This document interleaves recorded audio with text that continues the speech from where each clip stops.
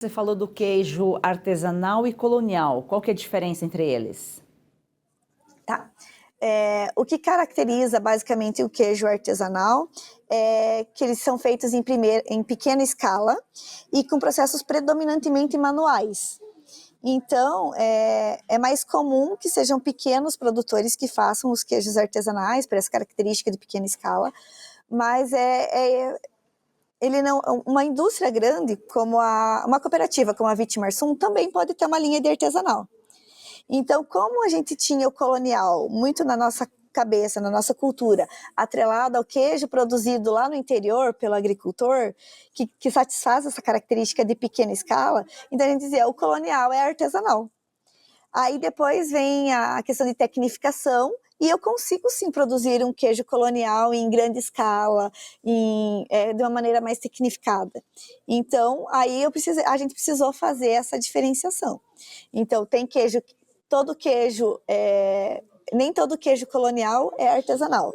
E o artesanal é muito mais do que colonial. Eu tenho outros queijos diferentes. Eu tenho queijos de longa maturação, que o colonial ele fica 20, 40 dias, né?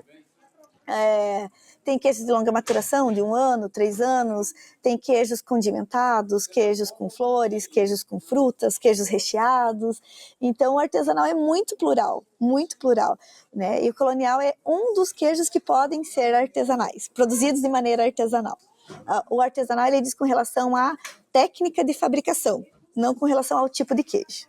O trabalho do produtor é um trabalho de formiguinha, um trabalho de paciência, né? Porque ele também corre o risco, às vezes, de perder a produção, né? Você falou aqui, às vezes tem tempo de maturação, pode dar alguma coisa errada no caminho e ele perder, ele corre esse risco. E ele tem que esperar o produto ficar no ponto para ele realmente colocar à venda. Não é uma coisa, vamos fazer, vamos produzir e já colocar no mercado.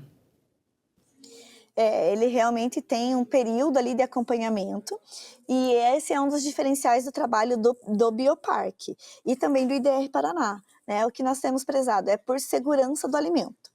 Então, nesse aspecto, nesse viés, né, visando segurança, são necessárias muitas análises de qualidade ao longo do processamento, desde da produção da matéria-prima lá até o produto ficar disponível no mercado.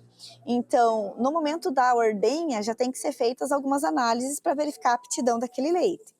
Quando o leite é recebido na queijaria, eu preciso fazer mais análises para atestar, para comprovar aquela qualidade. E aí, ao longo da maturação, outras análises devem ser feitas para verificar que o queijo realmente está indo para o caminho que deve, né? E aí existem algumas... Se o leite é de qualidade, se o leite é bom, o meu risco de desenvolver alguma coisa que eu não quero naquele queijo é muito menor, eu tenho um ambiente mais controlado, né? Mas existem sim algumas questões que a gente precisa observar de controle de umidade, de controle de temperatura, né? Que se eu não fizer esse controle, eu realmente posso perder a produção.